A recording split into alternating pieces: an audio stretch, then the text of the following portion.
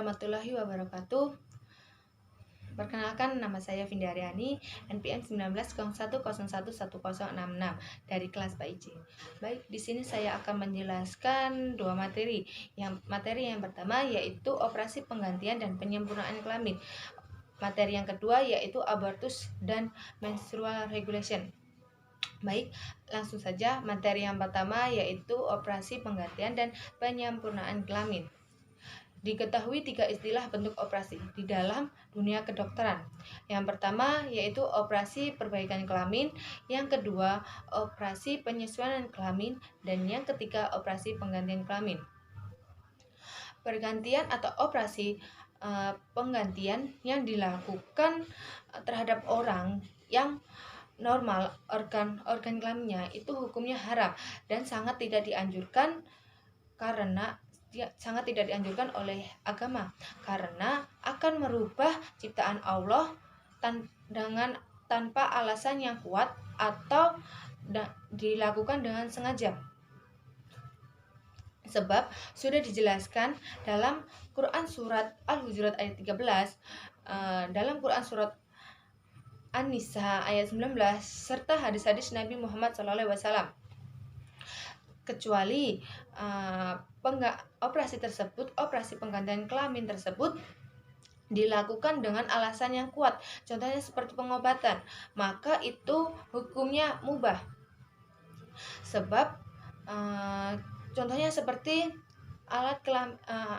seorang tersebut mempunyai alat kelamin ganda, maka salah satu organ alat kelamin tersebut harus dihilangkan karena agar tercapainya kemaslahatan serta tidak terjadi hal-hal yang berbahaya, dan juga menghilangkan kelainan psikis dan sosial, serta agar tidak terjerumus ke dalam hal yang berbuat dosa. Materi yang kedua yaitu abortus dan menstrual regulation. Abortus ialah suatu berakhirnya kehamilan sebelum buah kehamilan tersebut mampu hidup di luar kandungan, dan menstrual regulation ialah pengaturan menstruasi atau datang bulan.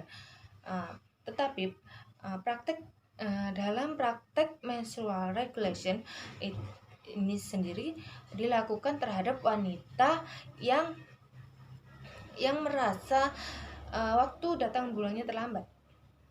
Abortus dan menstrual regulation pada hakikatnya sebuah pembunuhan janin yang secara terselubung. Karena itu berdasarkan kitab Undang-Undang Hukum Pidana atau KUHP bahwa seseorang yang melakukan hal tersebut maka akan dikenakan sanksi dan hukuman yang cukup berat. Bahkan hukumannya dapat ditunjukkan kepada wanita yang bersangkutan. Contohnya seperti dukun bayi, dokter, obatan atau tukang obat dan lain sebagainya. Karena pada hakikatnya abortus merupakan merusak atau menghancurkan calon janin yang dimuliakan oleh Allah Subhanahu wa taala.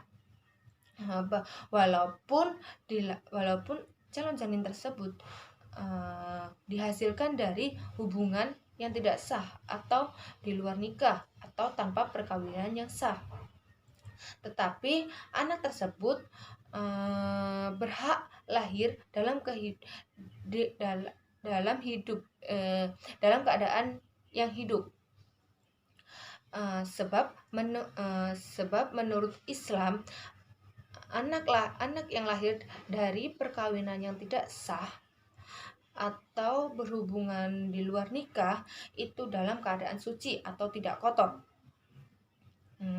Jadi dalam Islam pun juga tidak dianjurkan untuk melakukan abortus tersebut dan hukumnya haram di mata Allah.